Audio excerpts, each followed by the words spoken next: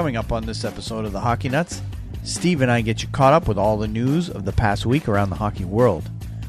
We're heading into the All-Star break this weekend, and teams are scrambling for all the points they can get. There were some injuries and a suspension this week to some key players for their respective teams.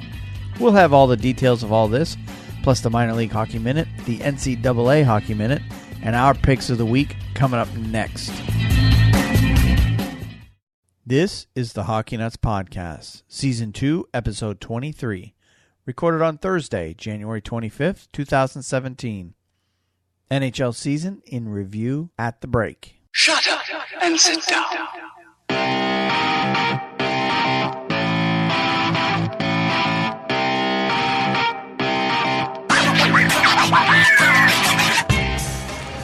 Getzlaf against Zibanejad. Zibanejad and Grabner for the Rangers. Fowler moving with the puck. Toss to Getzlaf. And it's broken up by Zibanejad. He gets it to Grabner. He's in. He scores!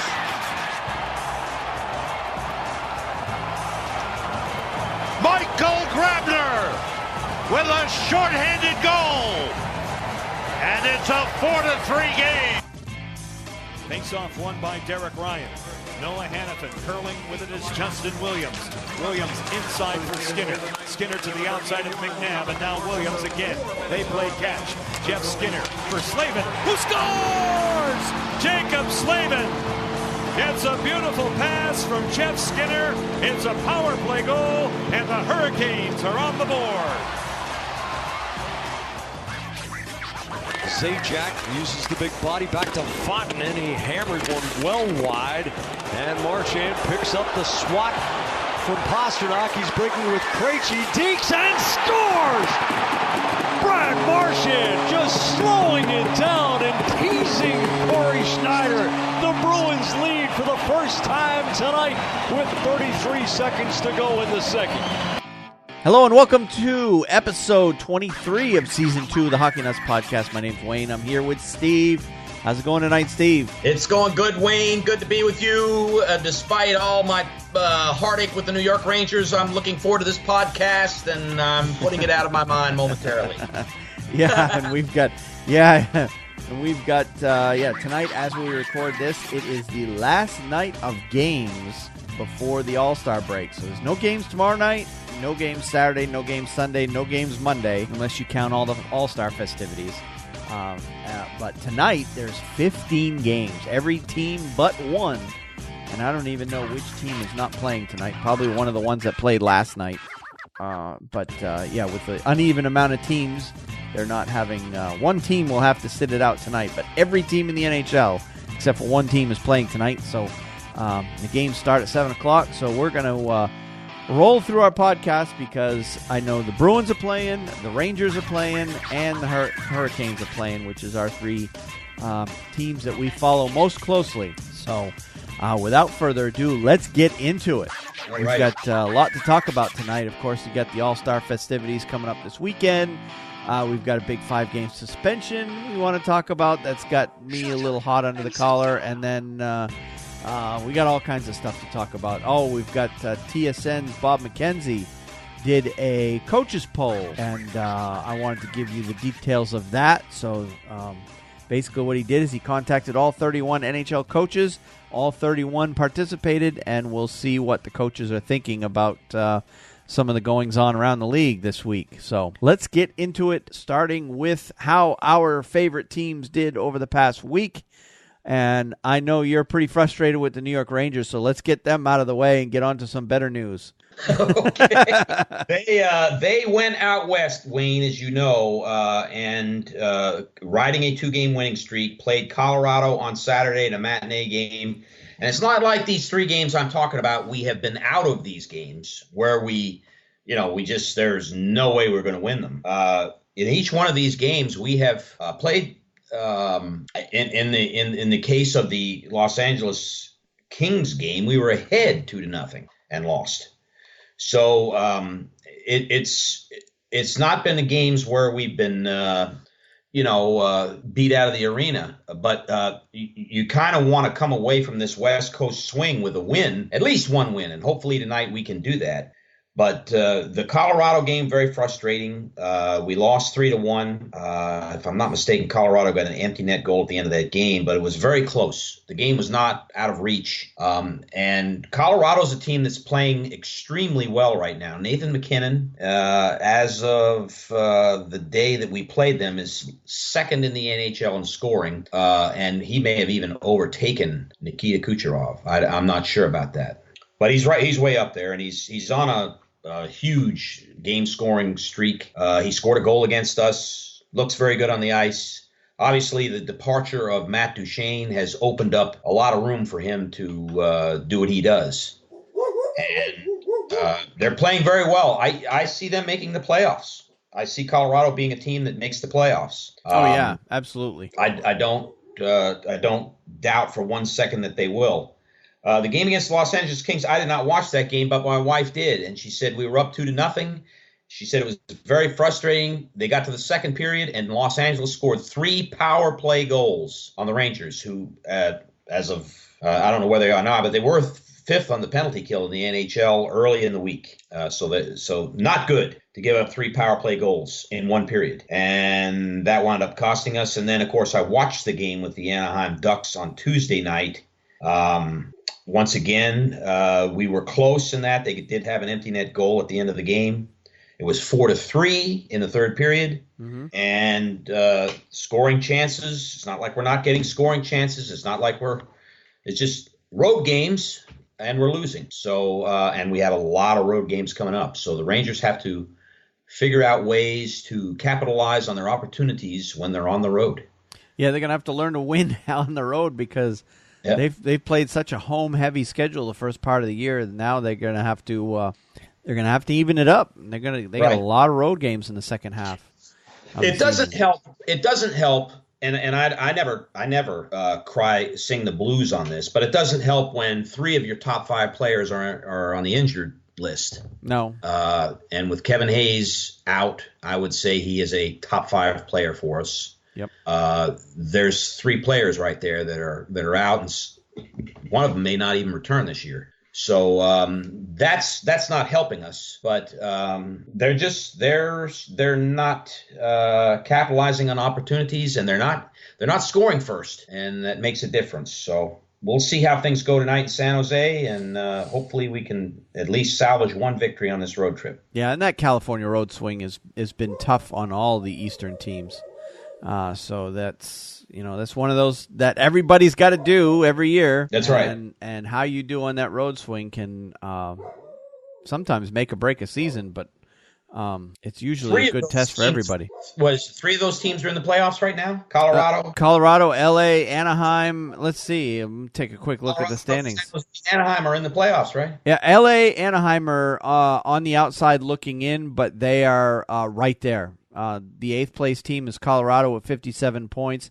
LA has 57. Anaheim has 55. San Jose. So all 4 teams in San Jose's got 59. They're in the second spot in the Pacific. So all 4 of those teams on that trip are all playoff teams. Yeah. And in fact, it's the Western Conference is very.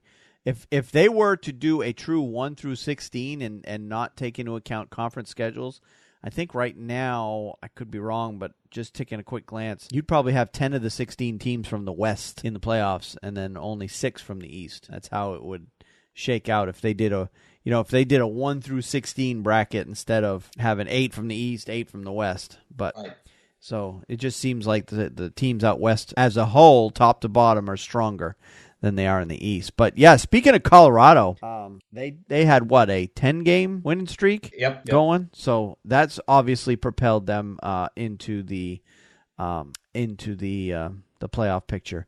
And I saw a thing, was it last night or the night before? I saw a thing where somebody asked Nathan MacKinnon whether or not the Matt Duchene trade had any factor on Colorado's play, and he said it's been a very positive move for Colorado to get rid of him. So I thought, whoa. and he's probably not being mean or rude by saying that. The fog of that trade held over that team for a long time. And that's what he kind of explained. He explained, he went into the thing. He wasn't the first part of it. He's by saying, yeah, it was a good thing to have him get traded out of here. And at first glance, you're like, holy cow, he's throwing all kinds of shade his way. But then he explained. He says everybody in the clubhouse knew that Duchesne wanted out, and like you said, it was a cloud hanging over the team. And once he finally got what he wanted, because he's the one that wanted out, it's not like the other players on the Avalanche wanted him to go. He's the one that wanted out. Right. And he said once they got rid of him, they knew that everybody in the clubhouse was there, was committed, wanted to be there, and is happy to be on the team. And ever since then, the team's come together, and really, they've just started playing really well, pretty much since that trade. And for Ottawa, things have gone in the opposite direction. Although they started sputtering before the trade, but the trade kind of made things, or at least appears to have made things even worse for the Ottawa Senators. So, but yeah, they were starting a downhill spiral before that trade. So you can't really blame the spiral on Duchesne either. So, but Duchesne certainly hasn't helped matters any. He certainly didn't help stop the spiral. That's right. They've pretty much spiraled all the way down almost to last place in the East. So yeah, those were tough games for the Rangers, to say the least. Yes. And Carolina has had an equally tough week. They had 3 games last week. They had a 3-1 win in Detroit coming off their bye back on the 20th. And then in the last 2 games, they had a 5-1 loss at home against Vegas on the 21st and a 3-1 loss at Pittsburgh on the 23rd. And I actually went to the Vegas game. My son and I went. We were able to find upper bowl seats through SeatGeek for $19 a seat. Yeah, that's amazing. We were about 4 rows up in the upper bowl, so we had several rows, probably 10, 12 rows behind us of seats. So we weren't by any stretch in the very top of the building, but we had we were sitting behind it, kind of in the corner, really, of one of the corners, looking down on the ice from way up high, and got a good look at Vegas in that game. Because one of the questions I had going in, I really, really wanted to see Vegas play live. Just because there's the novelty of the having a new team, but also I wanted to take a good, strong look at them from a different perspective than what we can see on TV, to see why they are playing so well and why they are dominating the NHL this year, despite not having any superstars to speak of. And from just my observations, it just seems like they're just flat out outworking the other team every night. And that was clear in this case. They were up 3-0 in that game before the seats were even warm from sitting in them. I mean, it was bang, bang, bang. And of course, Carolina has been spot starting Scott Darling, and everybody knows the struggles that he's been going through this year. And they're trying not to use him too much because they're working a lot with him off the ice to try to get his game turned around. Because a lot of the problems with Darling right now is just mental. It's not that he can't physically play the game. It's just he's in his own head at this point. And it was clear that against Vegas was not going to go his way. And the first 2 goals, I can't really blame him because the Carolina defenseman left guys wide open in front of the net. But the third goal was a shot from above the circles, just a kind of a wrist shot. It wasn't really that hard, and he completely missed it, and it went over his shoulder and into the net. And I felt bad for him too, because the crowd was really getting on him after that third goal. And then that was right then that they went and made the change to Cam Ward, and the crowd actually cheered when they switched to Ward, which until this season started, there's been a lot of negativity towards Cam Ward from the fans as well, because Cam Ward has his own struggles in recent years. So the goaltending situation there in Carolina is a big part of the problem with them struggling. They're one of those teams that They're close. As we speak right now, they're 5 points out of a playoff spot. They were closer than that before. They were actually in that number 8 spot for a couple of days, as recently as 2 weeks ago. So they're right there. There's two things that in my mind that Carolina is missing right now. Number one is a clear number one, bona fide, without a doubt, this is your number one guy goaltender. Mm-hmm. And the other thing they're missing is a number one center. They've got Jordan Staal doing that role, and he's not a number one center. He's a third line center, maybe low end second line at best. But they've got him in that number one center role. And of course, the injury to Sebastian Aho is not helping matters any either. But bright spot on the night, though, they had the new owner in house, and he's the one that rang. The Carolina Hurricanes do this. They have a hand crank hurricane warning siren that they use in the building to start off when the team comes out onto the ice, and they do the hurricane warning sign just as the team's coming out. Well, it was the owner of the team, the new owner, Tom Dundon himself, doing the sounding of the hurricane warning siren. That's cool. That was kind of neat. That's something that you wouldn't have seen from the previous owner, that's for sure. Yeah. So, and he's very excited about this team, or becoming the owner. So it's a lot of energy there. They've been drawing pretty well since the new owner officially took over. They haven't had less than 15,000 in the building. This game that I went to was, I think, their third home game since the new owner officially took over. And all 3 games was 15, 16.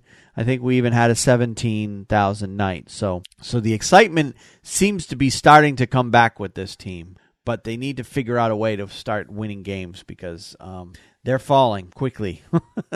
Yeah. Two losses this week did not help them. Especially one of them against Pittsburgh, a team that they're fighting with for one of those last playoff spots. Right. So anyway, let's hope Carolina can turn things around, and they should. We'll talk about what they've got coming up this week, but they've got a couple of games coming up. One tonight and the first game coming out of the All-Star break are definitely winnable games, both against teams that are below them in the standings. So, if there's a must-win in there, both of these games I would label a must-win. But we'll talk about those in a bit. Let's move on to the Bruins. They actually had a fairly light week over the past week, but their streak is continuing. The streak is now up to 17 games without a regulation loss. They had a 4-1 win at Montreal on the 19th and a 3-2 win against the Devils on the 23rd. The 3-2 win against the Devils, I only saw... Well, actually, I saw most of that game. I think I missed the first period due to working. Mm-hmm. And the Bruins didn't have their best game that night, but it was good enough to get the win. And something there, and I didn't catch what happened, but Corey Schneider didn't play the third period of that game, so I'm not sure exactly why. I missed that little detail. But in that game against Montreal, the 4-1 win, that's the third time that they've beaten Montreal in 8 days. All 3 were wins. One of them was via shootout, but all 3 were wins for Boston, and this one was pretty much Boston's game from start to finish. They did not leave Montreal with much fight in that game. So good win for the Bruins on that front. I mean, those are games you got to win against teams that are down in the standings. You got to hit those teams when they're down. So that's right. And then, of course, the 3-2 win against the Devils, and we'll talk about an incident that happened in that game a little bit later in the show, but we'll get into that a little bit. But now the Bruins, like I said, are 17 games without a regulation loss. They have now 10 regulation losses on the season, which is the fewest in the NHL right now. So playing very good, man. I got to say. So what the Bruins are doing well is when they do lose, they're at least getting a point out of them. Right. So very impressive. I'm liking. A little nervous though because we've got a couple injuries and stuff going on. So if we can get through this little period, we'll get to it and we'll get into the details of all that. But right. Did you have any other games that you had seen that you wanted to talk about? There was one in particular that not so much that I want to get into too much detail on. It was a score I saw earlier in the week, and I can't remember what night it was, but Edmonton lost to Buffalo 5-0. Yeah. I mean, talk about, Edmonton's had all kinds of struggles this year. To lose 5-0 to a team that is headed for one of the top lottery picks is just, in my mind, is completely unacceptable. They've got to figure out what's going on in that clubhouse and figure out what they need to fix. Well, I did not see that game, but I will tell you that forget about Edmonton making the playoffs. They're not going to. Yeah. It's over. That one I can pretty well tell you that's over. And if you look at the standings, the Chicago Blackhawks are in the twilight zone right now.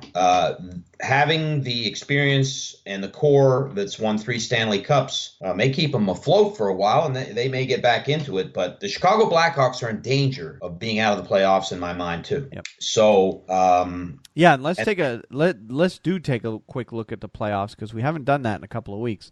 Right now, in the Central Division, your top 3 are Winnipeg, Nashville, and St. Louis with 65, 63, and 61 points.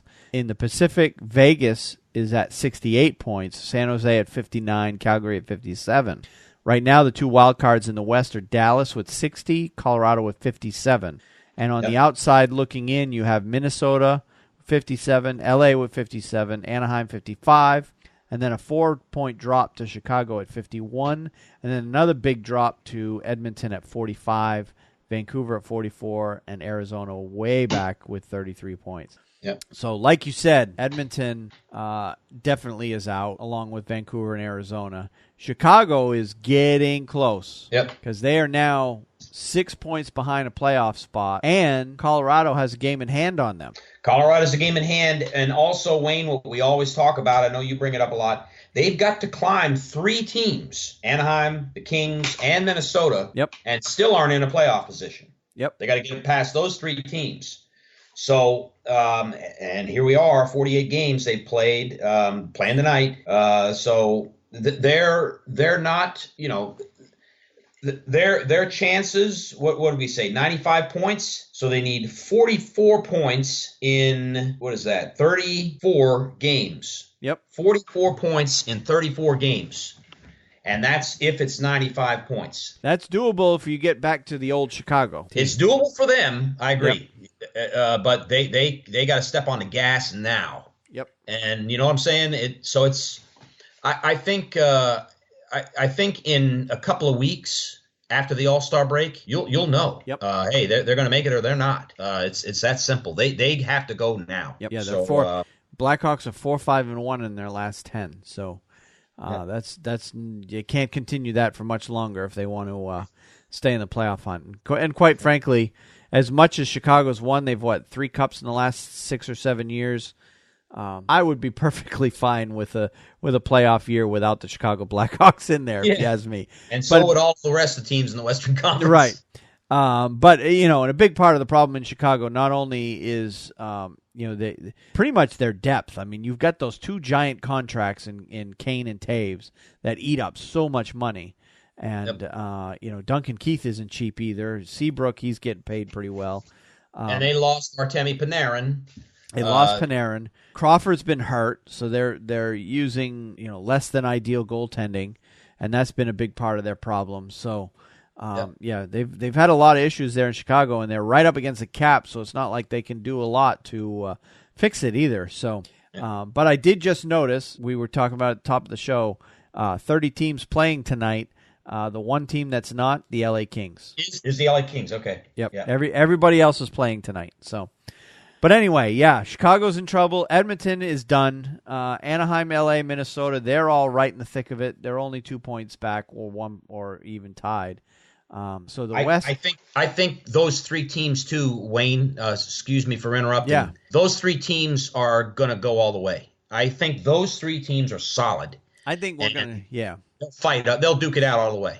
We're gonna have it so that going into the last week of the season, there's gonna be at minimum 4, probably as many as 6 teams vying for those last 2 wild card spots. Yep, I agree with you. In the West. Right on. Which is going to make games between all those teams from here on out a lot of fun to watch. Yep. Because at this point, those are pretty much playoff games in January and February. So playoff hockey this early in the year is not a bad thing for us. Oh, no.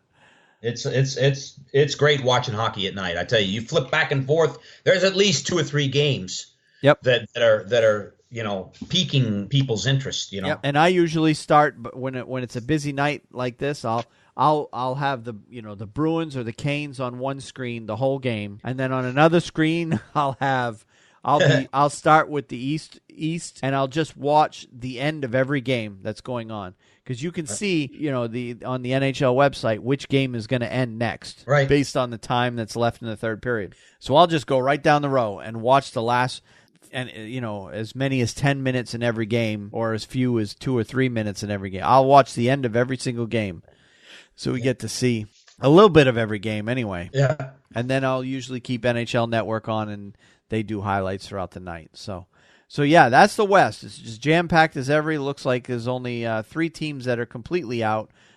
Chicago Blackhawks are sitting right firmly on the bubble right there. But let's take a look at the East.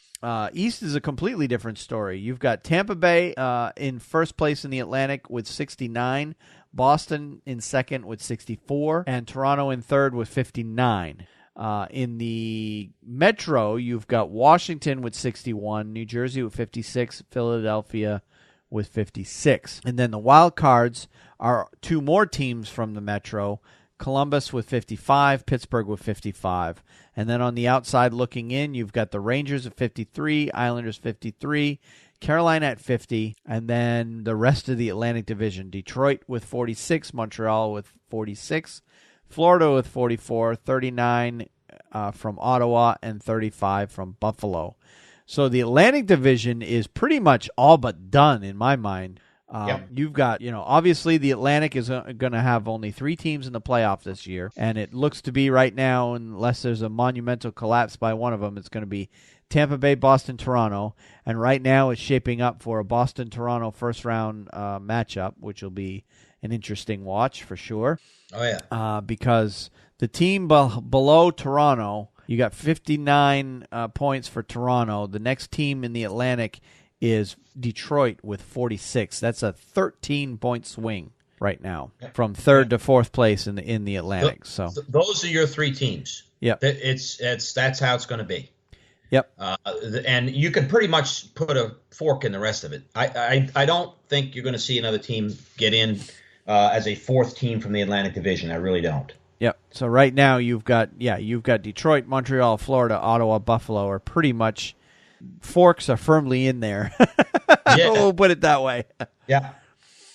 So that leaves us with the Metro, which is a dogfight, and it's going to continue to be a dogfight. You've got Carolina, who's sitting in dead last in the Metro, but they are just 5 points out of a playoff spot. And they were closer. Oh, yeah. They were, a couple nights ago, they were, before this 2-game losing streak that they're on, they were either only 1 or 3 or something very close. Out of a playoff spot and still in dead last. Right. So the Metro is going to be an 18 dog fight to see who gets those 5 playoff spots. Yep. There may be one team drop off, but that'd be it. Yeah. And right now it's looking like Carolina. If they don't start putting a string of wins together, they're very much in danger of falling out of the race. Yeah. They need their Aho back. We'll put it that way. So, all right, let's move on to some of the stories that have happened over the past week, starting with transactions, of course. And the first one is actually kind of an off-the-ice transaction that I wanted to note. The Edmonton Oilers tapped a resource from their story past when they added Hockey Hall of Fame defenseman Paul Coffey as skills development coach on Sunday. Coffey, who's 56, was on the ice for practice at Rogers Place and will be asked to mentor defensemen in particular, including prospects in the Oilers system. And there's actually quite a few. This article listed a whole bunch of prospects that they've got. But they're all like middle-round prospects, 3rd, 4th, 5th rounders. Coffey is the 2nd highest scoring defenseman in NHL history with 1,531 points in 1,409 regular season games, and he is behind only Ray Bourque, who has 1,579 points.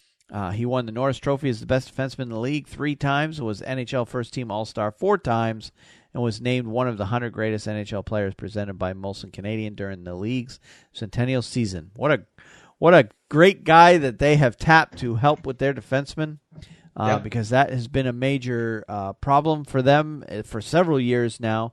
Their forwards haven't been a problem. You've got McDavid and Nugent Hopkins and Pajärvi, and you got a plethora of talented forwards on this team that are playing well a lot of nights. Yeah, but their defense has been a major weakness for this team for quite some time. So, bringing on Paul Coffey, it'll be interesting to see if he can make some hay with this team. It's probably too late for this year, but maybe he can do some work to get this defenseman core back to respectability there in Edmonton, because this team is too good to be that low in the standings where they are.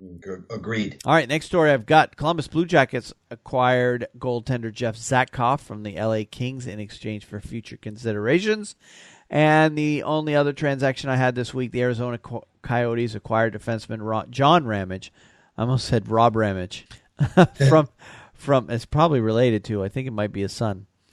John Ramage from the Columbus Blue Jackets in exchange for future considerations. So, and both those players, Zatkoff and Ramage, reported to their respective minor league teams, their American Hockey League teams. So these were two very minor trades in the grand scheme of things.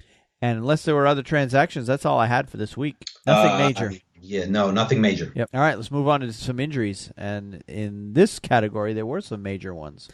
LA Kings goalie Jonathan Quick will not attend the 2018 Honda NHL All-Star Weekend because of a nagging injury, Kings general manager Rob Blake said Wednesday. It's day-to-day, Blake said, with his history of injuries. We're not risking that in this 3-on-3 format.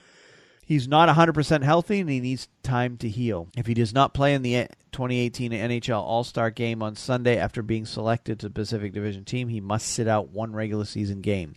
That could either be against the Flames tonight or the first game after the All-Star break at the Dallas Stars on Tuesday. If Quick is the Kings' backup to Darcy Kemper against the Flames, he would have to sit out against the Stars.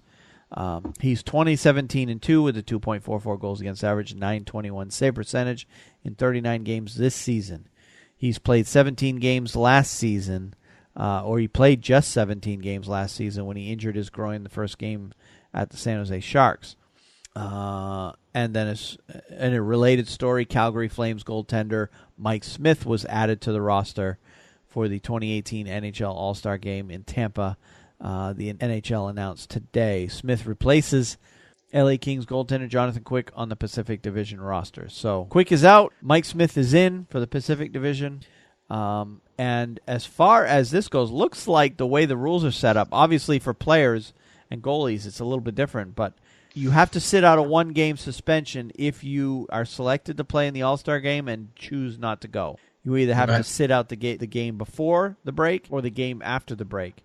But in the case of goaltenders, sitting out means you don't dress. It's not, because goaltenders, there could have been a built-in loophole there where, well, sit him out, we'll just start our backup and have the starter on the bench. No, he has to be completely off the... He has to be up in the press box. Right, yeah. Right. So they have to bring in another goaltender to back up Darcy Kemper. So it'll be interesting. I don't know if I just assume just get the game over with and have him sit tonight. Oh, yeah. Yeah, and then bring in Kemper, but they gotta have two goalies dressed, so they'd have to be able to get their minor league goalie into town quick enough to, no pun intended. Right. All right, another big injury. San Jose Sharks forward Joe Thornton is expected to miss several weeks because of an injury to the MCL in his right knee. Thornton was injured when teammate Michael Boddicker fell on him with less than a minute remaining in the third period of a 5-4 overtime loss to the Jets on Tuesday. Thornton will have an MRI on Wednesday, and I didn't catch up with that to see what the results of the MRI were. But I don't believe that's changed. He's still going to miss several weeks. The Sharks recalled forward Marcus Sorensen from San Jose, the AHL, and placed Thornton on injured reserve. Thornton, who's 38, has 36 points in 47 games so far this season. He had surgery on the MCL and ACL of his left knee during the offseason. That injury was sustained on April 2nd and caused Thornton to miss the first two games of the Western Conference first round against the Oilers. Thornton returned to the lineup for games 3 through 6, and the Sharks lost in 6 games. And I believe, if I remember right, I don't have it in front of me, that he got either a single goal or a single assist in those games, and he just wasn't his normal self. No, and you could tell it. That's right. Yeah, that there was something up. Thornton in his 20th NHL season is 16th all-time in scoring with 1,427 points in 1,493 games with the Sharks and Bruins. He's 12th with 1,030 assists, 3 behind Mario Lemieux for 11th place. So he's almost caught Mario. Yeah. So. Hey, Wayne, he's had a great career. We poke fun and everything. Joe Thornton has had a great career, not just a good one. He's he's a Hall of Famer, okay? Oh, yeah, first ballot. At some point. Yep. Maybe first ballot. And I think we're seeing him play. If this isn't his last year, it's pretty darn close. He's been plagued by knee injuries recently. He's up there, in his age. So I'm sorry to see this happen again. That for San Jose's sake, but I don't think I think they need to look to find the replacement for Joe Thornton if they don't already have him. Yep. And make that start to happen. Agreed. Yep. And and he'll go down unless the Sharks somehow find a way to win the Cup this year. He'll go down as probably one of the greatest players to never win the Stanley Cup. Yep. Because I don't see, the Sharks will make the playoffs, so there's always a chance they could get hot and end up winning the thing. But I don't see more than 1 or 2 more seasons for Thornton, if that.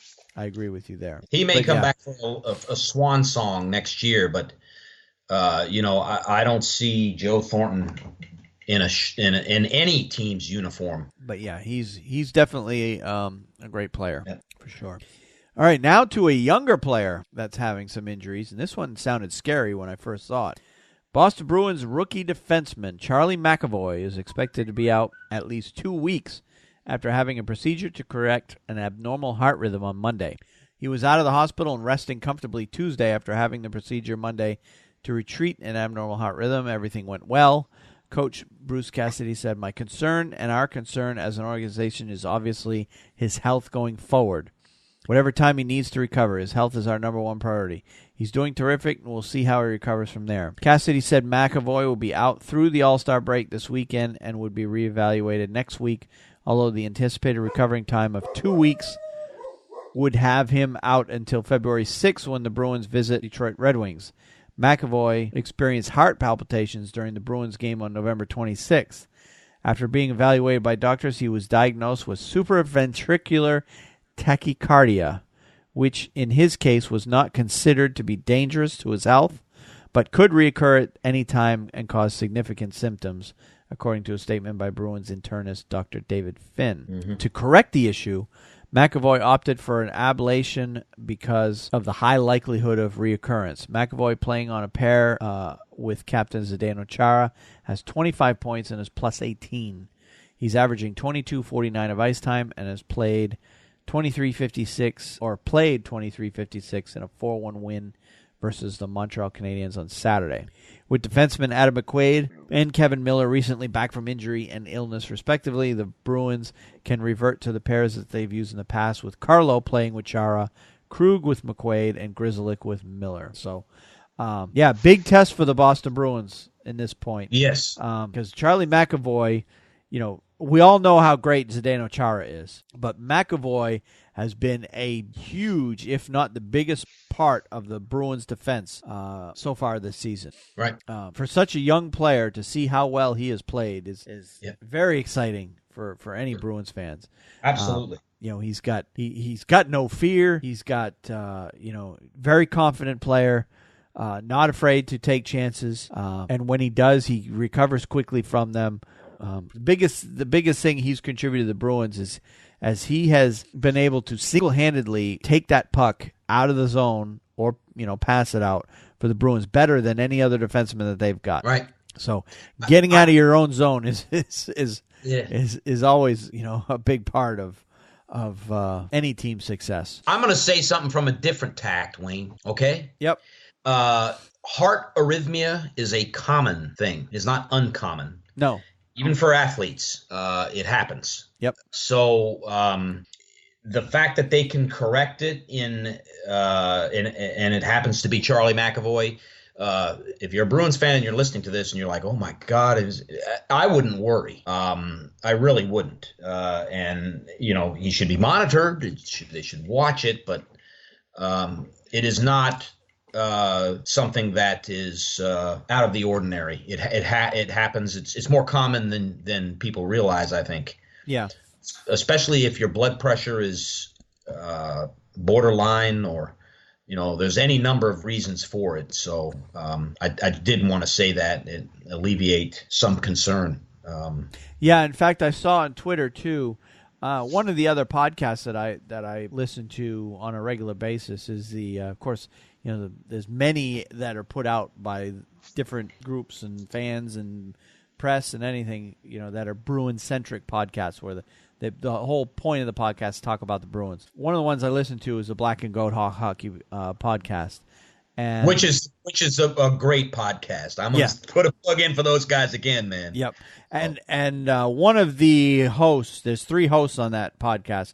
One of the hosts, Court Lalonde, I saw a tweet from him earlier in the week that he had that same procedure that McAvoy has. Okay. And one of the things I'm looking forward to is getting his take, where he's personally gone through it.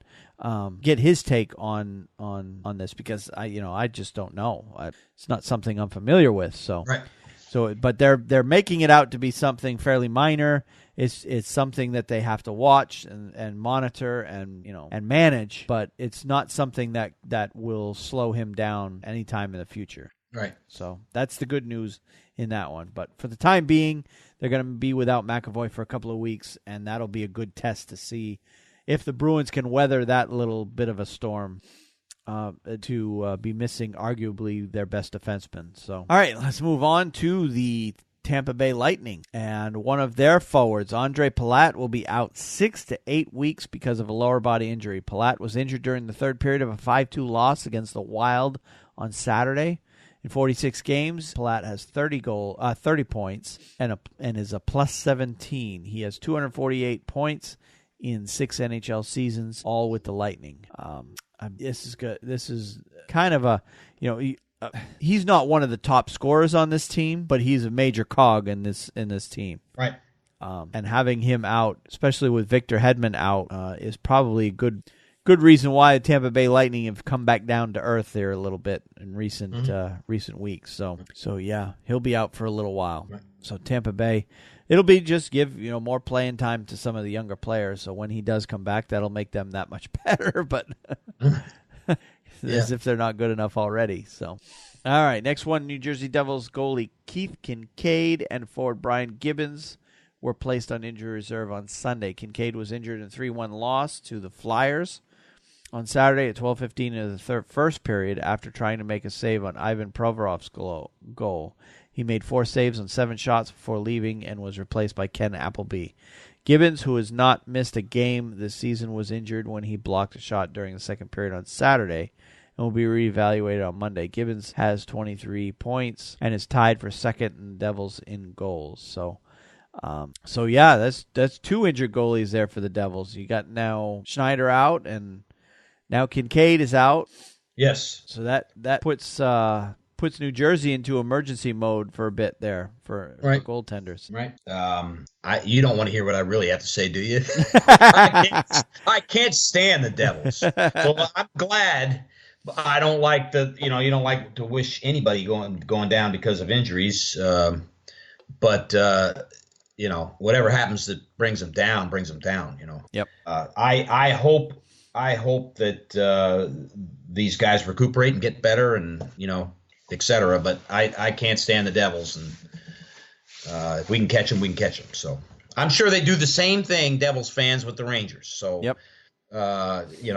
That's the way it is. And the Devils are by no means in a comfortable spot there. They're only 1 point up on that 8th spot. So right. So if they lose a couple of points, they're now sitting in 8th, or could be even worse. The Rangers or the Islanders could catch them, and New Jersey could be on the outside looking in. So, yeah, they'll need to get their goalie situation solved here pretty quick. And speaking of goalie situation, Florida Panthers goalie James Reimer will be out at least 2 weeks with a groin injury, Coach Bob Bugner said on Thursday. Reimer was injured extending his right leg while attempting to make a save at 3:48 of the first period against the Dallas Stars on Tuesday. Harry Sateri finished the game for the Panthers, who lost 6-1 at American Airlines Arena. Reimer started 17 consecutive games and 18 out of 19 after Roberto Luongo sustained a lower body injury on December 4th, going 9-6-2 with a 2.58 goals against average and 9.24 save percentage. But he allowed at least 3 goals in 4 of his past 5 starts before Tuesday. Sateri is expected to make his second NHL start against the Capitals at BB&T Center on Thursday. The Panthers recalled goaltender Samuel Montembeault from Springfield of the American Hockey League on Wednesday. So Florida Panthers are in a goalie emergency. Their top 2 guys, Luongo and Reimer, are both out now. Yep. And right now, the update on Luongo is there's still no timetable for his return. So groin, what do you think? We talked about it earlier. And it looks like with Reimer struggling over the past several days, his groin injury may have happened a few games ago, and then he just aggravated it the other night, and now he's out. So we've speculated, but we both said we think that Luongo's out with groin. Yeah, groin injuries for a goalie are not fun because of the amount of beating that their legs take in terms of all the stretching and all that stuff that they have to go through. So. And Florida's in a spot, too, that they can't afford if they want to make the playoffs, although we've already stuck a fork in them. But if there was ever a chance to make the playoffs, having your top 2 goalies is not a good way to go about it. All right. Did you see any other injuries besides these? The only other one, of course, is Kevin Hayes, and he suffered from a lower body injury last week. In the 2 games, in fact, it played a whole game the last game we won, if I'm not mistaken. But he has not appeared on this West Coast road trip. He's missed all 3 games. So not sure. I think it's a lower body injury, though. And I don't know his status, whether he's day-to-day or what his situation is. But he is out on injury. Okay. Yep. All right, well, let's move on to suspensions and fines then. And let's get this one out of the way. Boston Bruins forward Brad Marchand has been suspended for 5 games without pay for elbowing New Jersey Devils forward Marcus Johansson during NHL game number 732 in Boston on Tuesday, January 23rd. The NHL's Department of Player Safety announced on Wednesday. The incident occurred at 18:01 of the third period. Marchand is considered a repeat offender. We could say that again. Under the terms of the collective bargaining agreement and based on his average annual salary, will forfeit, get this, $373,475. The money goes to the Players Emergency Assistance Fund. Well, so Marchand obviously is one of Boston's best players. Right. Probably one of their best goal scorers. Right. But he has a long history of being basically a cheap shot artist, to not put a finer, to put it bluntly. Right. Yeah, I mean, he has a long list of slew foots and sucker punches and all kinds of these incidents that has gone on his career. And it started his rookie year, that stuff. It's not new with him. Right. He's been doing this garbage for so long, and I don't know why he continues to do it. I get it in the early part of his career when he was still fighting for playing time and he wasn't, a top-line player. He's just trying to make a name for himself. I get it back then. But now? Yeah. I stick up for Brad Marchand. I think a lot of times if he retaliates, they crack down on him. They don't like to see him retaliate. Maybe that's not fair, but I think that's the case. I think a lot of times he's not the instigator. He retaliates. Yeah. Most of the time. Yeah. In fact, I can't think of a time where I haven't seen it where he's in retaliation. Yeah. Well, in this case, he was the aggressor in this one. And you don't know what happened prior to that. You don't know if something was said or there was some dirty play and he found his moment and unfortunately the ref caught him. Yeah. You know what I'm saying? Because I'm gonna stick up for him. He's He's a shorter guy than most of the guys on the ice, and he just is not going to. If you go after, if it's a cheap shot, he's gonna get you. Yep. That's just the way he plays. That's the way he is. Now, in this particular case, this singular incident by itself would not warrant a 5-game suspension. The reason he got so many games is the repeat, incident after incident, and it's just escalating now. So he's at a point now where he's really got to stop doing this, because if he continues, the suspensions are just going to get longer and longer. Okay, and I know I'm gonna bring it all. Sidney Crosby gets away with murder. You and I both know. I mean, yep. he does very same stuff. Okay, and he doesn't get any kind of flack for his retaliation. And you and I both agree that he should. Yep. Many times. Yep. Be penalized by the NHL, particularly since he's supposed to be a role model, being one of the best players, if not the best player in the league. So that's what I'm saying. Yeah, and you're right, and I think the NHL, we've talked about it a lot, the consistency variation that seems to happen from incident to incident. Why one guy just gets a fine, another guy gets a suspension, and so on and so on. But in this particular incident, and I've watched it many times over, and I'll always stress to people that, there's a bunch of fans out there that are just saying, get him out of the league. He's a cheap shot artist. These are anti-Bruins people. They just can't stand Marchand for what, for things he's done in the past. They just can't stand him because he plays for the Bruins, for one. And, obviously I'm a Bruins fan, but I just shake my head when these things happen. But in this particular case, I don't know if you saw the play. I did not. But it was not a, there are people out there that are attacking him that it was a premeditated attack on Marcus Johansson. And it was not that at all. Because what they do is they super analyze it. What a good point that was you just made. Yeah. Premeditation and attacks. And go ahead. Yeah. But in this case, if you look at the game at full speed, which is all the ref on the ice has to see, he doesn't have the luxury of replay in the moment. Right. If you look at the game at full speed, it looked nothing more. And in fact, at first, to me, it looked like just a collision in front of the net. It looked like just the two players collided, and then all of a sudden, Johansson goes down, he's holding his head. But it was only when they slowed it down and they showed it from a couple different angles that you could see that as Marchand was approaching the net, and at this point, the goalie had just covered the puck, but Marchand was still on his way to the net, essentially crashing the net. As Johansson was approaching Marchand's stuck his elbow up and got Johansson right in the head with the elbow. Right. Now, had the elbow, and Marchand only did it, like he was going, skating through his lane. Johansson was coming in from the side, and Marchand threw the elbow out there because he saw Johansson coming. Marchand claims that he was bracing for a hit from Johansson, that he felt that Johansson was about to hit him, so he was defending himself from that. Now, obviously doing it with the elbow is not exactly the right way to go about it, but that's what he did. And I've always maintained that if Marchand's elbow would have gotten his shoulder and not the head, we wouldn't be talking about it at all. It would be a completely forgotten play because on the ice, there was no call. There was no call in the play. There was no penalty. Mm-hmm. Like the referee, it looked like to him was a collision. Both players went down when they collided, but Johansson went down with a head injury. Marchand got up and skated to the bench. Right. So in this particular case, and it was only through basically hyper-analyzing the video where it became clear that Marchand deliberately stuck the elbow up as Johansson was approaching him. And that is why the NHL's throwing the book at him, because he made contact with the head.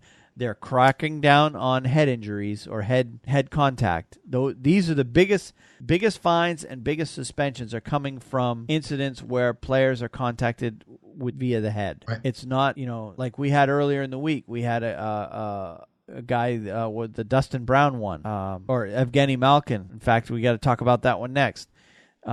Hit Dustin Brown into the boards. Basically, just cross-checked him in the back. Dustin Brown went in face first.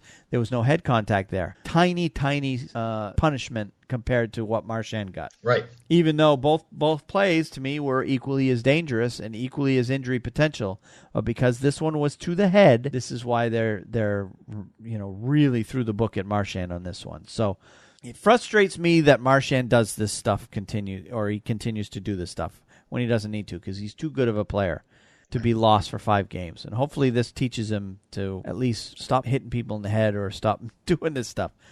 But at the same time, all these people that are attacking Marchand, calling it a premeditated attack. If you watch the game at full speed, if you watch the play at full speed, in no way that was a premeditated attack. It was a bang-bang reaction play.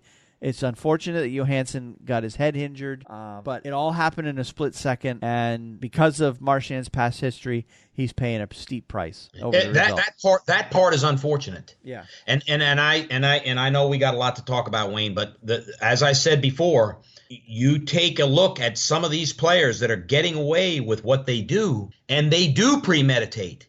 Yep. And they do set up time where they get away with it. And the NHL is in no position at this point to dock them 5 games because they've never called them out on it. Yep. That's the consistency that I would like to see. Yep. And you're right. Marchand's being called out for it, and but most of the times, as I said, it's in retaliatory mode. Yep. We're talking about players who go out there and get away with stuff, and I'm not talking about Radko Gudas type guys that don't care. They're going to do it anyways. I'm talking about guys that sneakily move their way in and premeditate on others and cause. I've seen Sidney Crosby slew foot a player and get away with it completely. Yep. Never get called out on it by the league. Yep. So I'm tired of that. Yeah, they should punish them no matter who they are. You're right. Right. And unfortunately, Marchand got his reputation for being that type of player before he became one of the league's best goal scorers. Right. When he was just an average player. So, because he was a bit of a late bloomer in that sense. So now he's got that history that's kind of dragging him down. So, but yeah, you're right. There have been several incidents where I've seen. And we keep picking on Crosby, but he's not the only one. But he's the most prominent one of guys that get away with stuff that they really shouldn't be getting away with. So let's hope the league starts becoming a little bit more consistent on that front. Right. All right, now we'll breeze through quickly the Evgeny Malkin situation. Evgeny Malkin was fined $5,000, the maximum allowable under the collective bargaining agreement, for spearing L.A. Kings forward Dustin Brown during NHL Game 704 in L.A. on Thursday, January 18th. The Department of Player Safety announced on Friday. The incident occurred at 6:57 of the first period. So there's a case there. Spear, depending on how hard it is, could be serious injury if they spear him hard enough. He just got a fine. No suspension, $5,000 fine. Yep. So, and I didn't see the play, so I can't speak to how severe that one was, but it was obviously enough to get the league's attention, and they fined him. But for Evgeny Malkin, $5,000 is like $10 to you and me, so it's not much of a punishment there. All right, some of the other interesting stories that we have going around the league. Team Sweden announced their Olympic roster earlier this week. And the most notable player on there was Rasmus Dahlin, who is projected to be the number 1 overall pick in this upcoming draft. He has made the Olympic team for Team Sweden, so he'll be one of the youngest players in the tournament this year. But he was named the best defenseman of the World Junior Championships, helping Sweden to the silver medal. He's 6'2", 181 pounds, and whatever team gets him is going to have a nice piece on their team, and he may be ready for the NHL next year. So I didn't notice any of the other players, or there wasn't any real big names playing for Team Sweden as far as the rest of that. Was probably the biggest name that I saw. I think Elias Anderson's on that team. Oh, okay. And I could be wrong. I could be wrong on that, Wayne. Yeah, I don't have the roster up in front of me on that one. And I could be wrong on that. But for some reason, I thought that they said he made the Swedish Olympic team. Okay. Yeah, and of course, Team Sweden is made up mostly of players that are playing in the Swedish Elite League and the KHL, just like all the other teams that are going to be playing in that tournament, because there's no NHLers this year. So be interesting to watch, but to see how Dahlin does against a much older crowd in the Olympics. All right, Tampa Bay Lightning forward Braden Point has been added to the roster for the 2018 All-Star Game in Tampa. Point replaces injured teammate Victor Hedman in the Atlantic Division roster, which I found curious because Braden Point and he's had a good season, so he definitely deserves it. But he's a forward. Victor Hedman's a defenseman. So does that mean the Atlantic Division's going with a forward-heavy roster? Yeah, that's a good point, Wayne. That is surprise. I just realized that now. That leaves only 2 defensemen on the Atlantic Division roster. And 10 forwards, which is kind of interesting. Unless we're going to see another move going the other way. Yeah. Because I've heard scuttlebutt that Crosby may be trying to get out of going to there. And I wonder if they could end up taking Crosby out and putting someone like Letang in to kind of even that up. Right. So we'll see. We'll see if Crosby's able to wiggle his way out of it. It seems like Crosby does this every year for the All-Star game. He comes up with this phantom injury that happens to just appear out of nowhere, and he's taken more than his fair share of All-Star weekends off. Right. And I know the league definitely wants Crosby at every one of them because he is a showcase player. So, so we'll see if he gets away with it again this year. All right, let's see. One of the stories I saw was kind of very interesting. There was a game earlier this week that did you see the Minnesota Wild game earlier this week against the Senators? No, I did not. They had a game in the middle of a snowstorm. Of course, both teams were already there, so they decided to go ahead and play the game. If this game was in Carolina, it would have been canceled for sure. But in Minnesota, they went ahead and played the game. They showed pictures of the arena with several inches of snow on the road in front of the arena. And as of 6 p.m., it was a 7 p.m. start Minnesota time. As of 6 p.m., 6 of Minnesota's players had yet showed up to the rink. That's what. And a few of them actually showed up just as the teams were getting ready to go on the ice for warm-ups. Yeah. So, and there was actually 2 players that got into a minor fender bender on the way in. They had a couple players that could only get their car because there was a bunch of traffic issues right around the arena. So they had a bunch of players that couldn't get their car any closer than a half mile to the rink. So the team sent out a valet to go pick up their car, and the player literally walked or ran from the last half mile to the rink. All kinds of stories surrounding that game. You'll have to look at the article. There's a link to the article in the show notes, talking about how all the players had a very difficult time getting to the rink. But all 20 players did, in fact, show up by the time the game started, so they didn't have to delay the game or anything like that. But a few players cut it close. So it was interesting. It kind of reminded me of the and in fact, there was a This Date in NHL History article this week about it. Do you remember the Devils Flames game? Yes. What year was it? It was 1987. Yeah, 1987. Big snowstorm in New Jersey, or in the New York metro area. The New Jersey Devils played the Calgary Flames that night in front of a whopping crowd of 334 people. Yep, I remember it very well.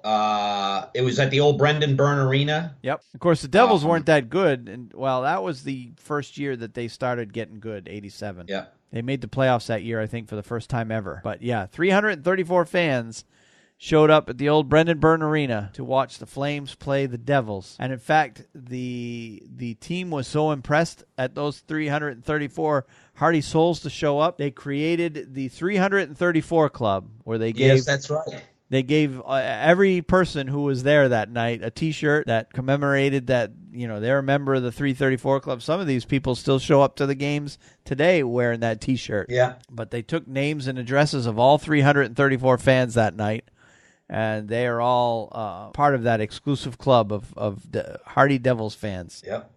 I wonder how many were Flames fans of that group, or were they all Devils fans? That's a good point. I'd be shocked if any of them were Flames fans, but yeah, I could tell you some. This whole thing, Minnesota, and I watched part of that game because I was curious. I had heard that there were several players having trouble getting to the rink, so I turned that game on just to see what kind of crowds they got, and it kind of looked like a Carolina Hurricanes game in October. Looked like an old Atlanta Thrashers game. Right, with the arena three-quarters, almost, three-quarters empty. Yeah, a lot of people disguised as empty seats in that game. All right. And did you see the Austin Matthews goal where he signaled his own goal? I thought that was kind of neat. You've got a couple of them on here, Wayne. I have not seen. I did not see that. Well, again, there's a link in the show notes, but you can watch a video where basically what happened is Toronto or Matthews scored a goal. The referees disallowed it. In his next shift, he comes back out and scores another goal. And right after he scores it, he turns and points to the goal just like the referee would. He just put his hand down and just pointed at the goal right at the same time the referee did. And somebody snapped a picture so it shows both Matthews and the referee pointing at the goal. Yeah. As if to say, damn it, that one counted. Yeah. All right. So, yeah, that was just a neat moment. Did you see Johnny Gaudreau? I have seen this, yes. Is rooting for the Eagles in the Super Bowl, which I found kind of fascinating because if any of you know Johnny Gaudreau, he went to Boston College. Yes. And, of course, the Eagles are playing the New England Patriots in the Super Bowl. So I figured, well, he went to Boston College. He's got to be rooting for New England. Then they show him wearing an Eagles T-shirt. Well, of course, Johnny Gaudreau is also from the Philadelphia area, so so Gaudreau grew up an Eagles fan. Yes, Wayne, I know you are a Patriots fan. I know you're a big Patriots fan. Yep. But I'm going to say that I'm pulling for the Eagles this weekend because they've never won a Super Bowl, and you have probably the best quarterback to ever play the game. So, and whatever happens this Super Bowl, that's the case. So I'm going to stick with Johnny Gaudreau on that one, simply because the Eagles have never won a Super Bowl. Right, they've been close a couple times. Yeah. They've never won one. So I if I was in Philadelphia, I'd be going to Geno's Steak to get a big cheesesteak for the game.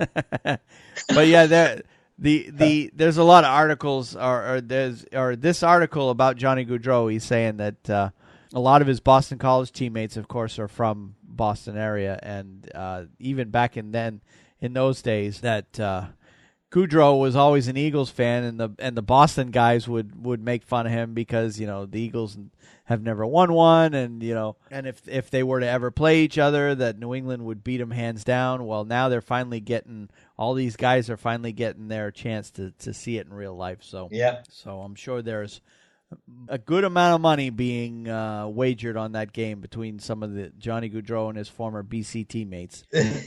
Kevin Hayes being one of them. Kevin Hayes. Yep. Kevin Hayes, I don't know if he's a Patriots fan. He probably is. He is. He is. Yeah. He's I mentioned. wouldn't be surprised. He's mentioned in the article because Gaudreau and Hayes were line mates at BC. Yep. But Hayes was a Patriots fan and Gaudreau an Eagles fan. So they've been smack talking each other ever since these two teams. I'm hoping for a good game. Hopefully it should be. Yeah. All right. And let's see, the last, there was this article I saw today. Ottawa Senators owner Eugene Melnyk reached an agreement in principle with the National Capital Commission on Thursday to redevelop LeBreton Flats, 53-acre parcel of the land the Senators could use to build a new downtown arena. Okay, the last time we talked about this, we've talked about this particular thing before. Yes. Melnyk was in a competition with another group to develop that piece of land. Well, now it looks like Melnyk has the bid to take over this piece of land, and the intention is they're going to build a new rink for the Ottawa Senators. Yeah, and it's going to have a practice facility with 2 NHL-sized rinks in it. Almost sounds like to me it's going to be similar to what Buffalo has up there, where they have the NHL rink. And then they've got a smaller 2,000 to 3,000 seat arena right in that same building, and then in Buffalo there's a third rink where it's just a rink. There's hardly any seating at all. So you got the big NHL seating rink, and then you've got the smaller rink, which actually there's a couple of colleges and high schools that use the smaller 2,000 to 3,000 seat arena right next door. And then, of course, there's another practice facility right next door to that. So 3 rinks all in that one complex at Harbor Center in Buffalo. Sounds like what the Senators are doing is going to be something similar to that. Right. So, but Melnyk did tweet out, "My goal has always been to provide the Senators with home ice advantage. Though there are still many hurdles to overcome, I'm thrilled to be one step closer to a more enjoyable fan experience and realizing a vision for LeBreton Flats." So that's the article in terms of that. So basically, they're taking a step closer to getting the Senators a new arena. So they're not relocating anytime soon. All right. On to this one. We teased at the beginning of the show, the NHL Coaches Poll.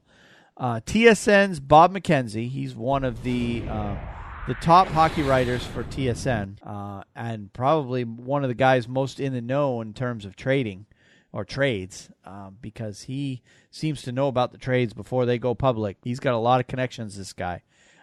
He got in touch with all 31 NHL head coaches, and all 31 participated.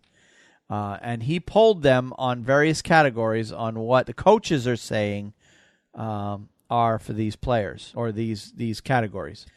Starting with best player in the NHL. 14 coaches said Nikita Kucherov is the best player in the NHL. 14 coaches said Nathan MacKinnon is the best player, and I would imagine it probably breaks down East and West Conference, since the Western Conference get to see MacKinnon more than, you know what I mean? Right. So East versus West. But 2 coaches said Patrice Bergeron was the best player in the NHL, and only 1 said Connor McDavid. Wow. Nobody said Sidney Crosby. Yeah. Which I found kind of interesting. All right, on to best goalie. Andrei Vasilevsky was voted the best goalie in the NHL by 26 of 31 head coaches, followed by Sergei Bobrovsky, Connor Hellebuck, tied at 2 votes apiece, and Carey Price getting 1. It was probably Montreal's coach that voted Carey Price. I'm sure each coach didn't vote for his own guy. Best defenseman, Victor Hedman got 17 votes. Drew Doughty with 12. Brent Burns with 1. John Klingberg with 1. Kind of interesting there. That is. That Hedman got the top vote. Drew Doughty is having a great season. He is. Yep. I would disagree with that. I think Drew Doughty is the odds-on favorite right now for the Norris Trophy. Well, of the 2, he's the only one playing. So, yep. Best rookie with 24 votes out of 31 coaches. Matthew Barzal. He is a great player. Is voted the best rookie, followed by Brock Besser with 4 votes, and Charlie McAvoy with 3. Best coach, and it was basically unanimous. 30 votes out of 31, and probably the one is the coach that got named here. Gerard Gallant. Gerard Gallant, Vegas Golden Knights. Yep. And who can argue with that? Look what he's done with that team. You can't. Eastern Conference champion. This gets kind of interesting. So they asked all the coaches who they felt will win the Eastern Conference championship, and Tampa Bay gets 22 votes. That's pretty much not a surprise. Mm-hmm. But what I felt was a surprise is 8 coaches voted the Boston Bruins. Wow. And 1 voted Pittsburgh. So that's your 31 coaches there. Western Conference. Nashville is the top vote getter with 16 votes, followed by Vegas at 7, Winnipeg with 6, Dallas with 2. No Chicago, no LA. No LA, no Anaheim, and they're choosing Vegas not to. There's still some doubters out there with Vegas. Yeah. Only 7 coaches felt that they would go on to win this conference championship. All right, now the big one, Stanley Cup champion. There are 6 teams that got votes for Stanley Cup champion. Top vote getter, Tampa Bay, with 19 out of 31 coaches. Number 2, Nashville with 5 votes. 3rd is Boston with 4. 4th is Pittsburgh with 1. 5th is Vegas with 1, and Winnipeg with 1. That's interesting. Yep. That is. So it seems like Tampa Bay is getting all kinds of love from the coaches right now. Yeah. But I felt that was a pretty interesting article. Yep. But again, it was something that I guess Bob McKenzie does this every year. I guess I missed it last year. Yeah. We would have talked about it.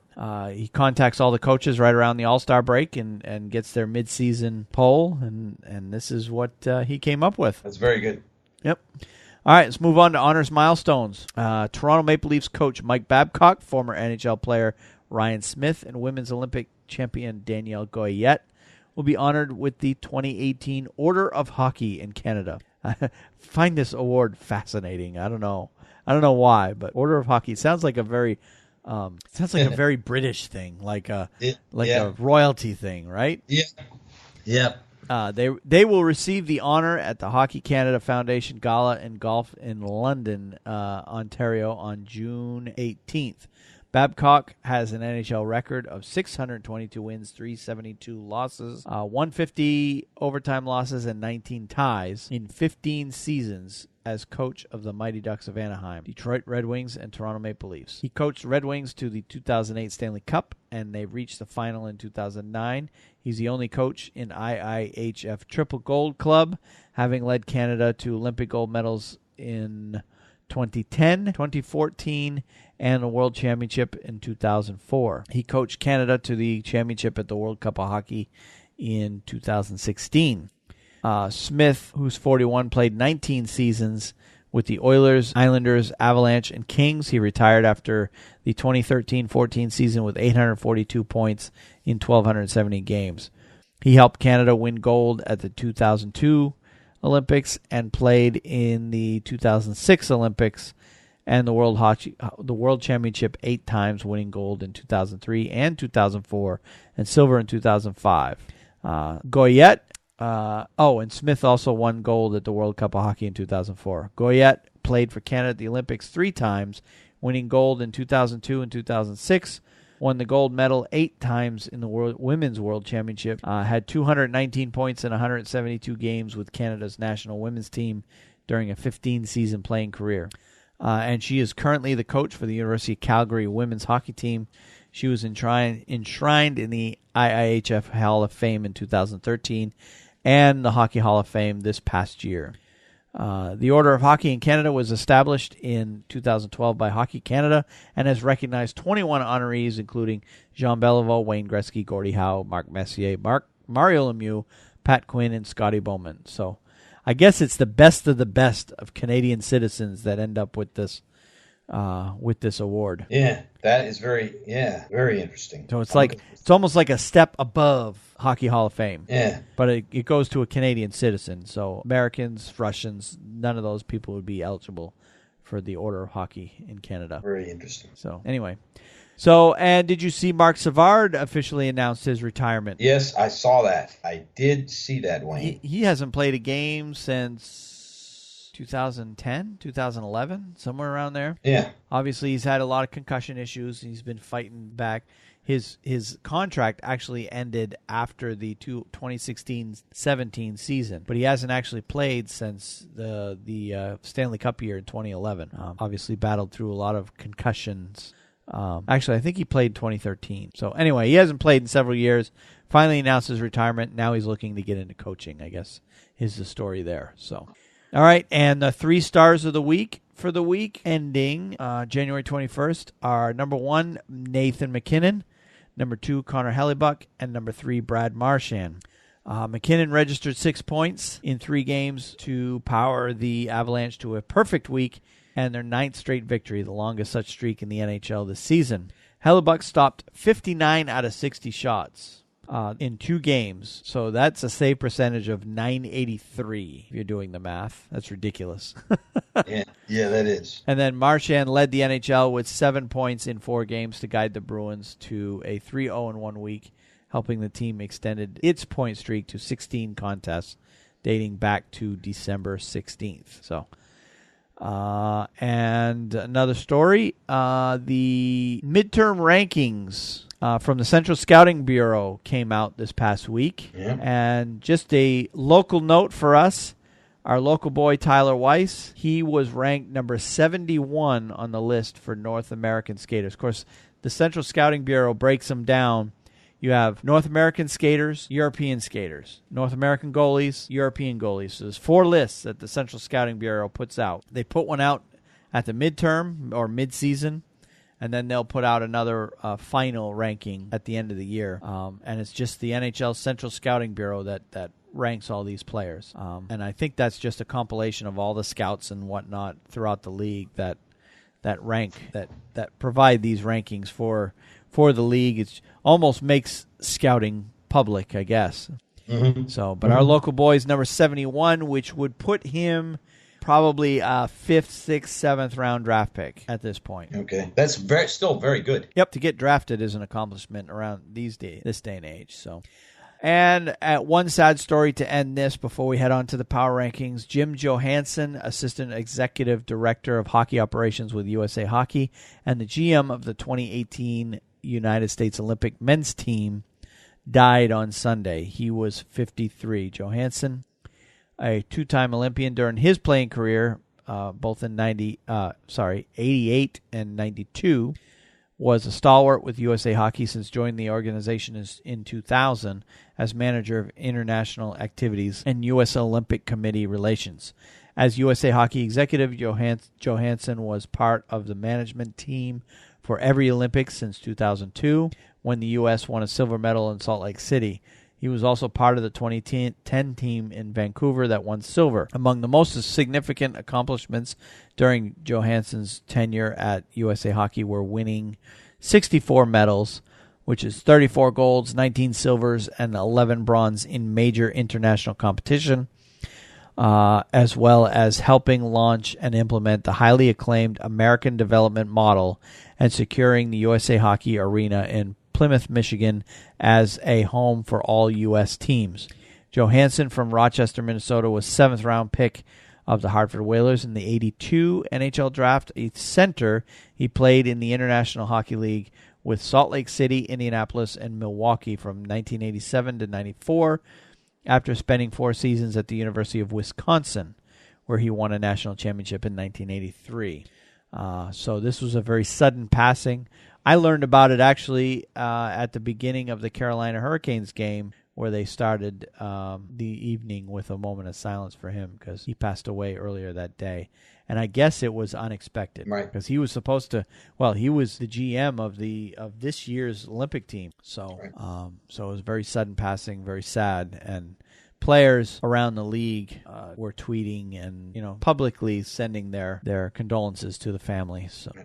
All right, let's move on to the power ranking for this week. And I believe it is my turn. It is your turn, Wayne. All right. Yeah.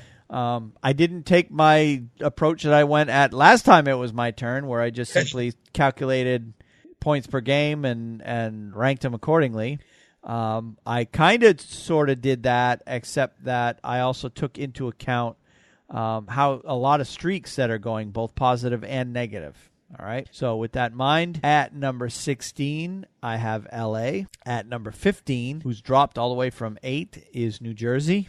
Number 14, I've got Philadelphia. Number 13, I've got Calgary, which is right where they were last week. Philly was actually outside the top 16 last week. So they're now up in the top 16 because they've been playing very well of late. Number 12, I've got Toronto, who can't seem to decide whether or not they're going to be a good team or not. Number 11, I've got Minnesota. Number 10, I've got Colorado. Number 9, I've got San Jose. Number 8, Dallas. Number 7, St. Louis. Number 6 is Washington. Number 5, Winnipeg.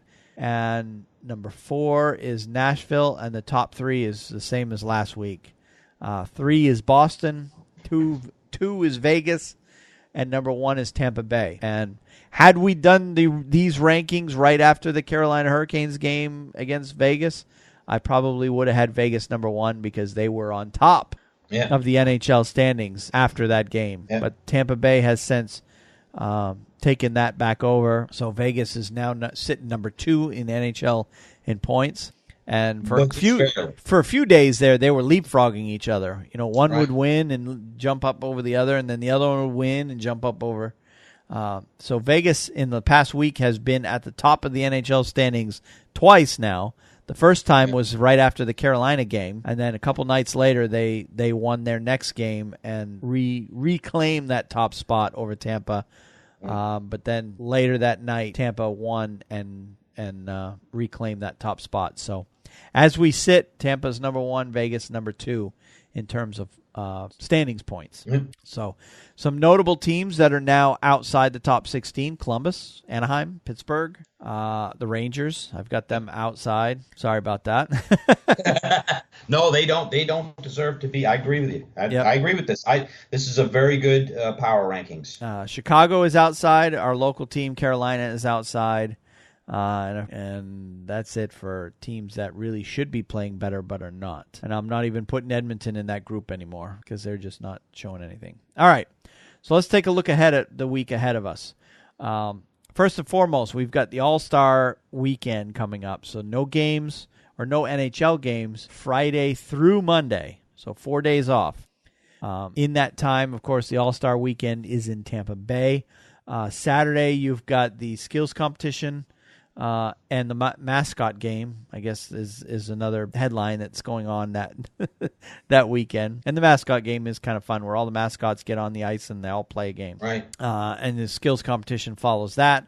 And then on Sunday, you have you want to call it the All-Star game, but it's really the All-Star tournament, where the 4 divisions play a 3-on-3 tournament to decide who the winner is going to be. And that is going to be fun. A full 60 minutes of 3-on-3. I love it. It's going to be awesome. Yep.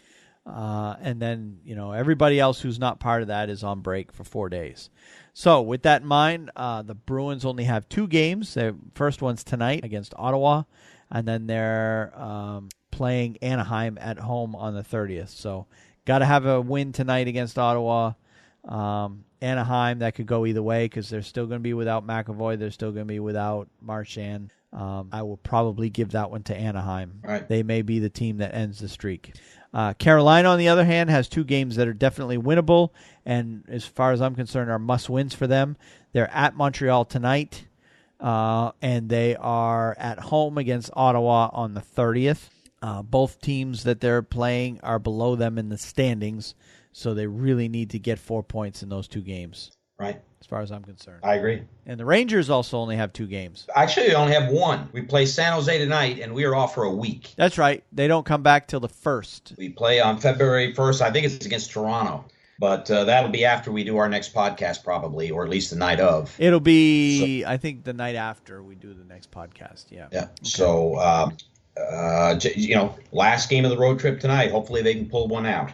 Yep. And they get essentially another bye week, which is kind of weird. Pretty good, actually. So tonight there are 15 games around the league, and then there's nothing for 4 days. And then coming out of the break, there's 12 games on Tuesday night. There's only 3 games on Wednesday the 31st, and then another busy night on Thursday the 1st with 12 games. So kind of an off and on week for us up ahead. Yeah. All right, Let's move on to the minor league minute. And you said you saw a story about an outdoor game in Latvia. I'm interested to hear about that one. Yes. You want me to go first? Go ahead. Okay. Wayne, with these outdoor games are a huge hit in the United States. And, if you think about it, I'm sure that Soviet television, or I call it Soviet, Russian television, Eastern European television covers the outdoor game. I'm sure those guys can watch it somehow, and probably do. So it was very interesting for me to read this week that they've actually had 2 outdoor games, and I believe this year they've had 2 outdoor games. Now, I do not know how many outdoor games in all the KHL has had, but last Saturday they had one. And they had one in a place that I just didn't think they'd have one. And that is in Riga, Latvia. They had an outdoor game, and there's actually pictures of it. If you go on the KHL website, or if you go on the team website for Dynamo Riga. The name of the article I pulled off the KHL, Dynamo Riga's team website, is entitled "Riga's Winter Ice Break is a Hit." And that's what they called this game, the Winter Ice Break. It wasn't like the NHL calls it the Coors Light Stadium Series or our Winter Classic. It was called the Riga Winter Ice Break. Okay. And the article goes, the first ever open-air KHL game in Latvia was a big success, attracting a sellout crowd to the temporary tribunes in Riga and leaving the city authorities talking about making it an annual event. Dynamo Riga is renowned for putting on a good show at its games, but Saturday's showdown with namesake Dynamo Minsk was a bit special, even by Latvian standards. The teams met in the open air in front of an 8,500-person sellout crowd at a specially installed temporary arena in the Riga City Hall sports complex. Indeed, the official crowd was eventually tallied at 10,554, with more than 2,000 fans watching the action on big screens next to the rink itself. Now, if you look at the picture, it looks like high school football stands, which I'm sure you've seen. The metal stands set up, and they go up pretty high, actually, into the rafters, so to speak. And they had a giant jumbotron for people to watch. So it was set up pretty well. Now, I don't know if they had, what's his name? Jim Craig. I don't know if they had him come over there and advise them on setting up the outdoor ice. I highly doubt it. Yeah. Dan Craig, I think. Yeah. And it's pretty good, actually. The ice looked good. Despite Riga's difficulties this season, and if you look, they're currently in last place, and their head coach, a guy by the name, actually a Latvian hockey legend by the name Sandis Ozolan, left the team earlier this season. There was a festive mood around the game. For players and fans alike, it evoked fond memories of the old korobka hockey played on those small rinks found outside almost every apartment block in Soviet times and still popular today wherever they have escaped the covetous eyes of developers. And, in Moscow, they do have a lot of high-rise apartment places where people can, young men congregate and play hockey. It's just they set up rinks outside of those type places, and that's the korobka hockey they're talking about. That crowd was treated to an exciting game, with the home team belying its lowly ranking in the early stages of the game to open up a 2-0 lead, thanks to goals from Brandon McMillan and Richards Bukarts. But Minsk was not to be denied and scored 2 goals in 64 seconds to tie the game. And then late in the third period, Minsk took the lead for the first and only time. Jack Skill scored the winning goal with 4 minutes to go. But the day was about more than the result, as Mayor of Riga, Nils Yuskovs, I don't think I said that right, explained. It's the first time we've had a game like this in modern-day Latvia, he said. It's important for us that it's more than an exhibition game, that is part of the KHL championship. We've already got plans to make this a regular event, to build up a bigger rink here. The city will always do everything it can to support it. It looks like open-air hockey in Latvia could be here to stay.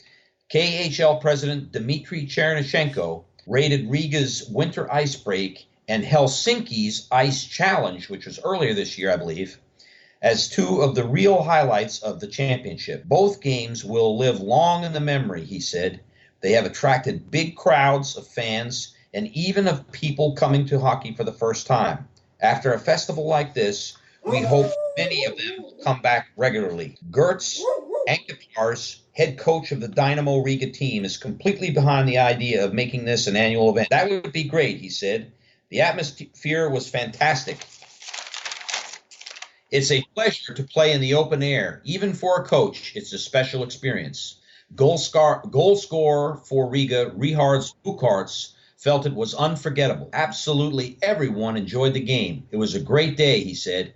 I'm sure all the players will remember this for the rest of their lives. The only disappointment was that we couldn't beat Minsk and give our fans a victory to celebrate. So, kudos to a team. Here's a last place team in the KHL. They put on an event like this, and it is an overwhelming success. So outdoor hockey, it doesn't really matter where it is. Yep. It could be they could put together a rink in, wherever. I was going to name a Middle Eastern city. Name one. They could put one on there, and it'll be a success. People come watch the game. Yeah, and I'm looking at the pictures, and this particular venue wouldn't work for the NHL because the NHL likes to go for the big crowds, like the 60,000, 50,000, 70,000. Right. This wasn't that kind of venue. It looks like they set up the rink in the middle of a park and then surrounded it with temporary stands, temporary seating. But I'm looking at pictures, and the place was packed. What seating they did have, there was no room for anybody. Gone. Yep. And think about it. They're the worst team in the KHL. They're in last place, and it's in Latvia, Riga. It's not, they could have a game in Zagreb. They could have a game in Siberia somewhere. Yep. They could have a game in Vladivostok for Pete's sake. It's in Latvia. Yep. And it's a sellout. They have a big jumbotron, 2,000 people standing around that watching the game. I think it's really exciting, and I think it's really great for the NHL to look at something like this and applaud it because it's great for hockey. And they look cold.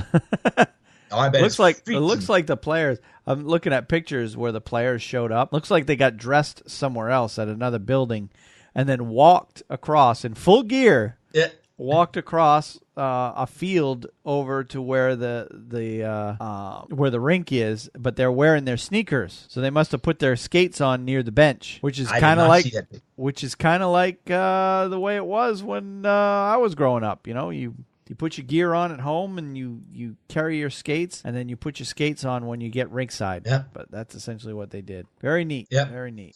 So Thank you, Wayne. I would like to see the NHL do it this style. Do it, set up a rink somewhere that's not a stadium, but unfortunately in the NHL, these outdoor games are a bit of a cash grab, and they're going to go for the big stadiums and the baseball parks and the football stadiums. That's where the NHL is going to hold their games. Right. And not in a park, essentially, is what they did here. They set up, temporary staging to hold up all the lights and the screens. Very neat. Yeah, I'm looking over the pictures now of that. Very, very small, intimate venue, but very fun. Cool. Good story. I didn't even see this. Yep.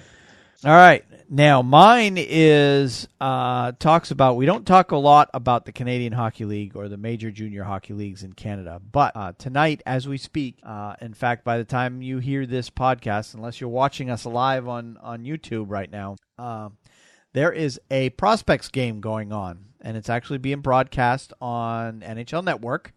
So if you have NHL Network, you probably catch the replay in the coming days. But basically what they do is every year the CHL has an NHL top prospects game. So they take the 40 top players from the from throughout Major Junior in Canada. So these can be OHL, Quebec Major Junior League, and Western Hockey League players, that not the ones that have already been drafted, but the ones that will be drafted this June, and they hold a game showcasing these 40 best players. And that game is going on pretty much as we speak.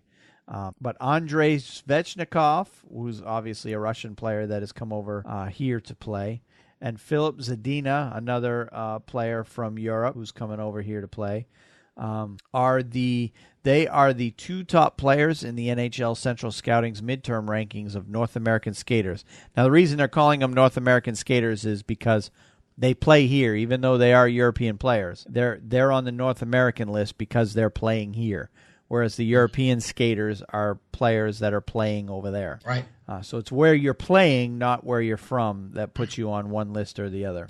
But anyway, Svechnikov and Zadina are playing in that game tonight, and they are the top two players on that midterm rankings list from the Central Scouting Bureau. And they are among 40 blue-chip prospects who are participating in the 2018 NHL Top Prospects game at Sleeman Center on Thursday. Oh, Carolina just scored a goal. My phone just went off, and I heard I love that the NHL. He's gong.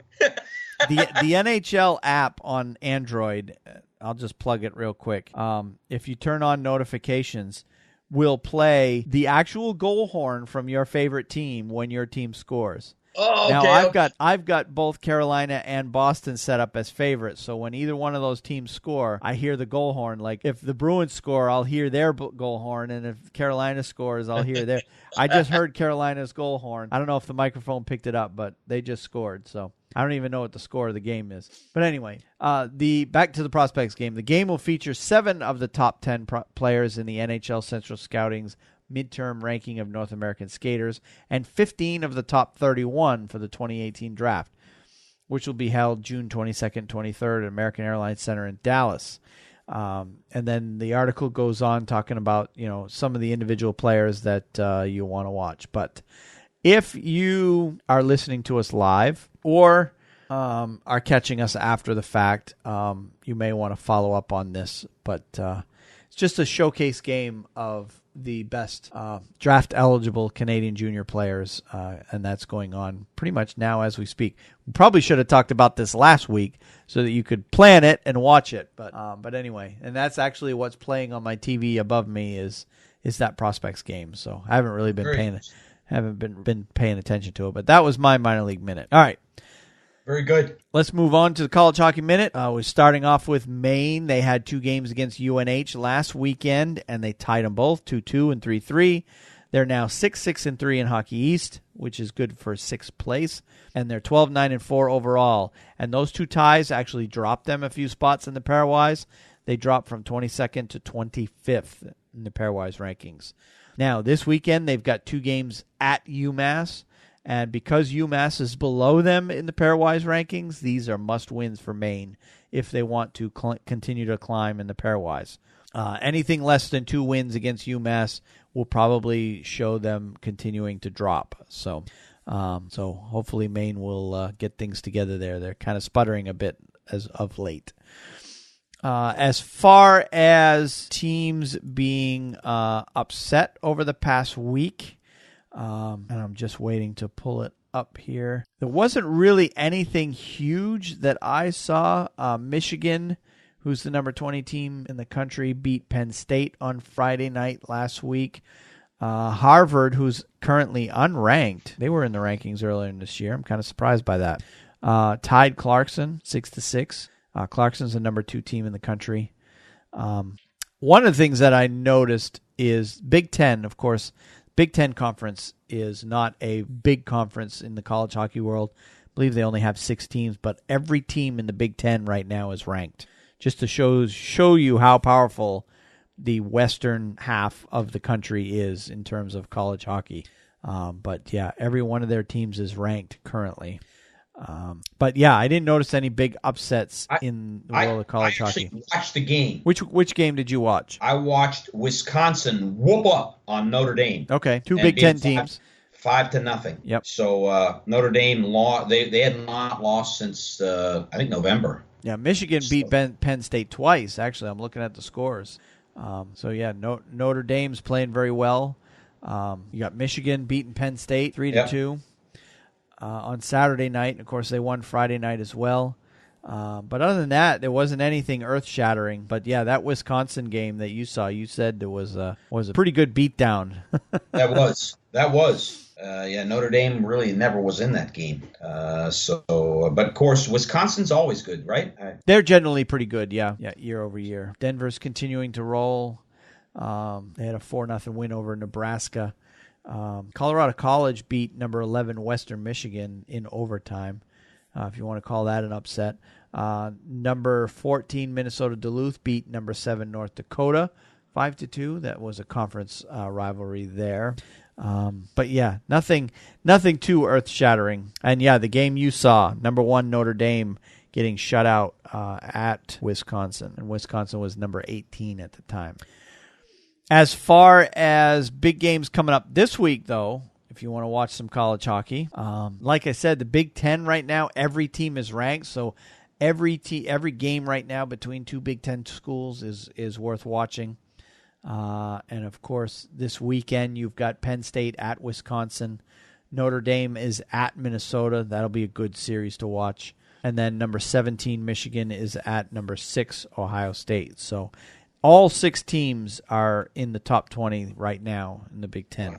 As far as other games going on around the world, around the college hockey world, amongst ranked teams, you've got number 10 Providence is playing at number 8 Northeastern. That should be a good game. Number 5 St. Cloud State is playing at number 9 Minnesota Duluth. Number 12 Western Michigan is at number 19 Nebraska Omaha. Number 4 Denver is at number 11 North Dakota. That might be a game I'm going to try to watch. Yeah. Or try to catch one or the 2 of the games anyway. Because if they're at North Dakota, they're up there for 2. They don't go to North Dakota for just one game.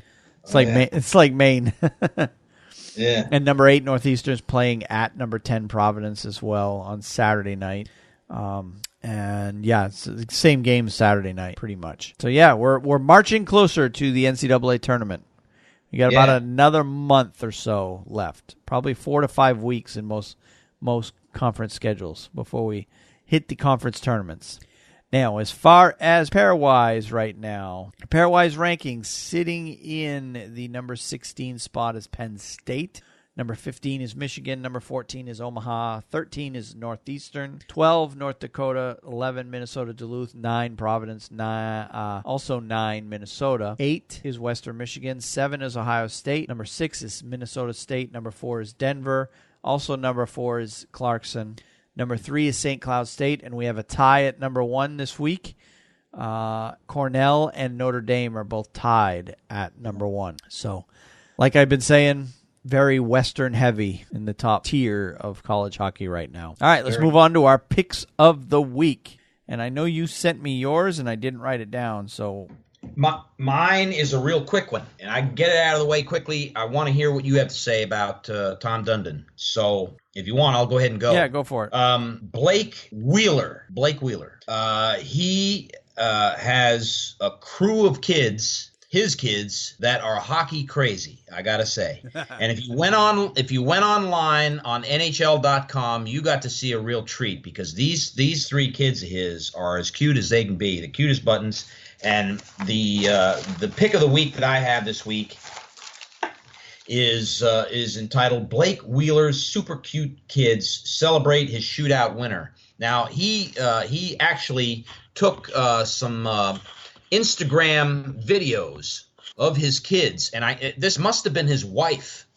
They are in front of the TV screen, and it is a shootout with Winnipeg going against the Calgary Flames. And you have got to see this. It is so funny. The 2 kids both recognize now. They can barely talk. They're young kids. Okay. I think his oldest is 5. Oh wow. Yep. Yeah. And they recognize that it's Blake Wheeler, on their dad, on the ice in a shootout, and they're like, "Oh, it's Daddy!" And he comes down the ice and scores the winning goal. Nice. And the 2 kids go bananas, and they don't stop, and they keep taking this. The video keeps rolling, and watching them cheer. It's great. I encourage all our listeners, go on NHL.com and watch that video. It's hilarious. But the name of the article again: Blake Wheeler's Super Cute Kids celebrate his shootout winner. Jets forward shares the video of excited little ones after their dad beats the Flames. Daddy shoots, Daddy scores. Winnipeg Jets forward Blake Wheeler posted a video of his kids on Instagram celebrating his shootout winner in a 2-1 victory against the Calgary Flames on Saturday. And boy, were they pumped up for their old man's goal. Hang on here.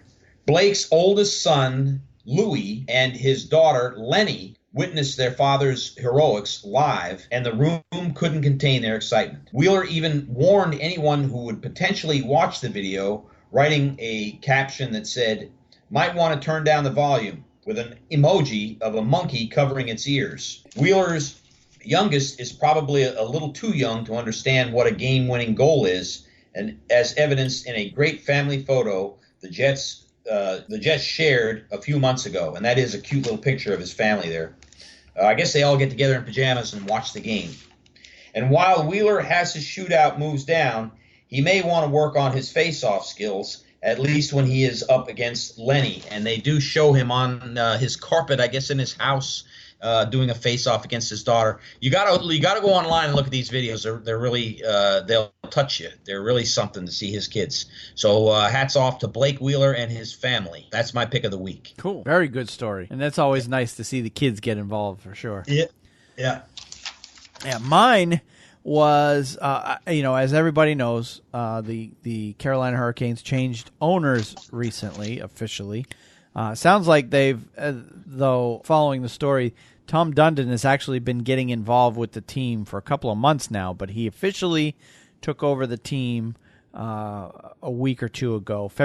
January 11th is when he officially became the majority owner of the Carolina Hurricanes. But I found this article, and I was at the game on Sunday against the Vegas Golden Knights, but the article is from Tom Giulitti, a NHL.com staff writer, and goes as follows. Walking the PNC Arena concourse prior to the Carolina Hurricanes game against Vegas Golden Knights on Sunday, Tom Dundon was a popular man. So here he is, the owner of the team, walking the concourse where all the fans are walking. He's downstairs in amongst with all the fans, which I found is... Now, I didn't see him because I was down walking around the concourse before the game, but apparently he was down there. Yeah. Dundon blended in wearing a Hurricanes cap and black hoodie, but fans recognized the team's new majority owner anyway and were eager to welcome him to Raleigh. Many were season ticket holders who simply wanted to shake his hand and say thank you. Some were concerned about the Hurricanes' future before Dundon, the 46-year-old chairman and managing partner of Dundon Capital Partners, a Dallas-based private investment firm, purchased 61% of the team from Peter Kamanos. Since the sale was completed on January 11th, Dundon has been thrust into the spotlight. It's not a position he's comfortable in. Dundon believes the player should be the face of the team, but for now, the former CEO of Dallas-based Santander Consumer USA, who from 1995 to 2005, said he's willing to accept his role as fan favorite. That wasn't necessarily something I anticipated, and I was on the opposite side of publicity my whole life. I was trying to avoid it, he said. Now we need to rebuild this brand, so I feel an obligation to do whatever my part is. So Dundon revved up the crowd of 15,303 by cranking the hurricane warning siren and then headed to a suite to watch the game. It was his second game of the day. He spent the earlier part of the day in Charlotte watching the Hurricanes American Hockey League team play against Rochester.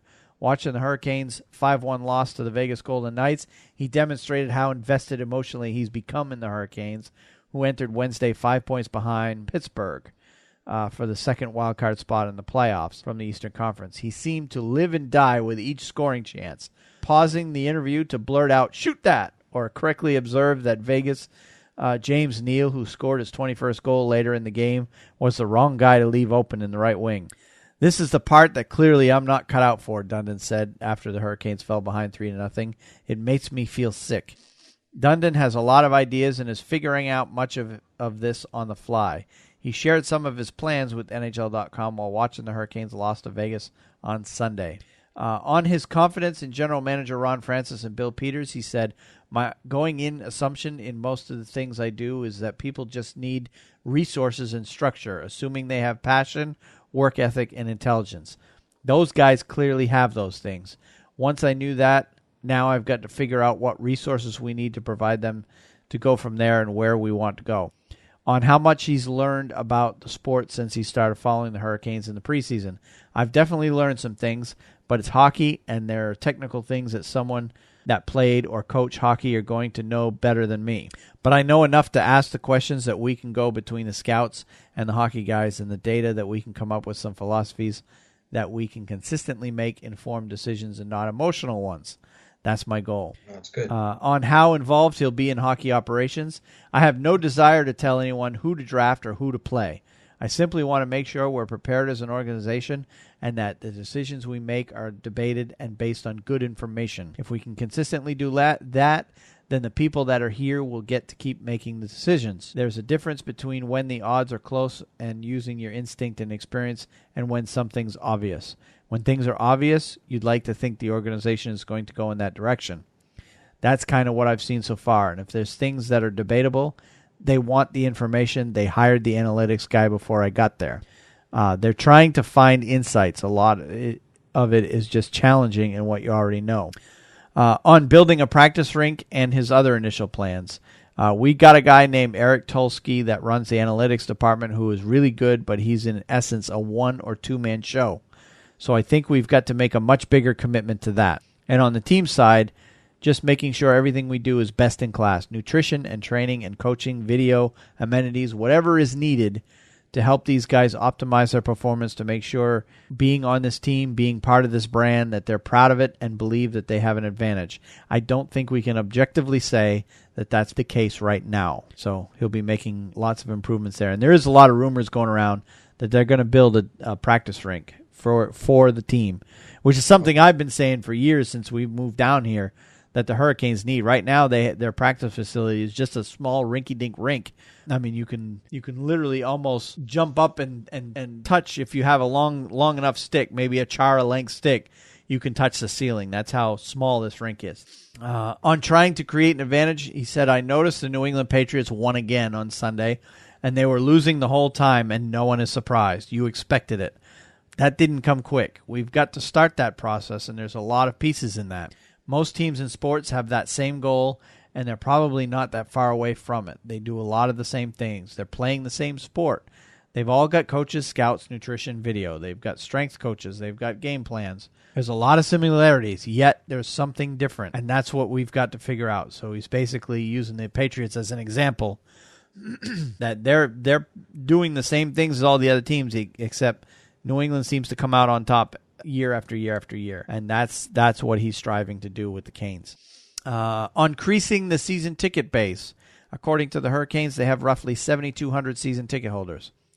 I wouldn't put a number on it. The goal is to do all the things we're supposed to do. I think the goal depends on how much winning we do. The more we win, the more people are going to come. We're hopefully going to set something up where, because we're a young team and people believe we're going to do the right thing, we're going to give them value, they're going to be entertained. We want people not to miss out on that process. If we can help these fans build a relationship with the players and invest in the players, then I think it's more likely that they'll come. On how qualifying for the playoffs for the first time since 2009 would help that process, he said it's the most important factor and the hardest to control. I think it's clear we've got a foundation that our probabilities are strong. You wouldn't have to convince yourself like you would on some other things. You can get objective and know that if you make good decisions in the foreseeable future, you're going to be sustainable as a competitive team. Whether or not we can be one of the top couple of teams, I don't have a strong opinion on that. But I have a very strong opinion that we're super competitive right now. So he made comments about the fan potential based on the previous performance.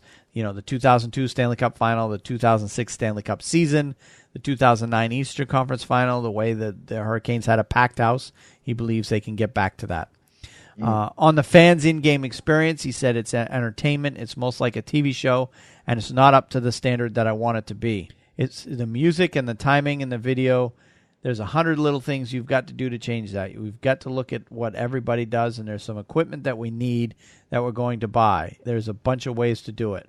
So what I read into that is a lot of fans have been looking for Carolina to do something similar to what teams like Montreal and Toronto and, you know, with the turning the ice into a giant video screen and doing these. I think we're going to see that here soon. Wow.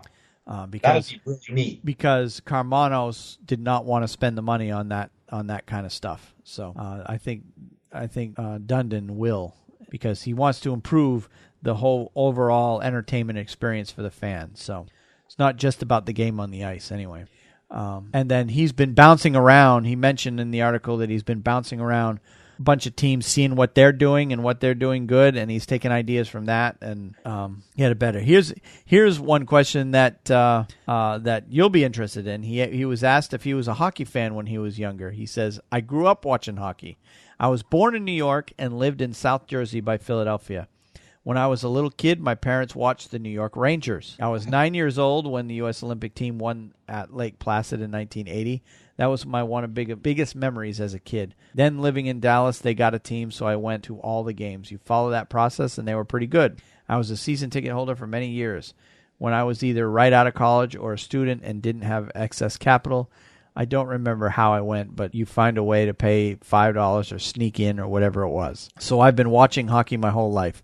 When I watch sports, I watch it probably different than a casual fan because I'm interested in the process." So, yeah. So he's saying all the right things right now. Yeah. That's for sure.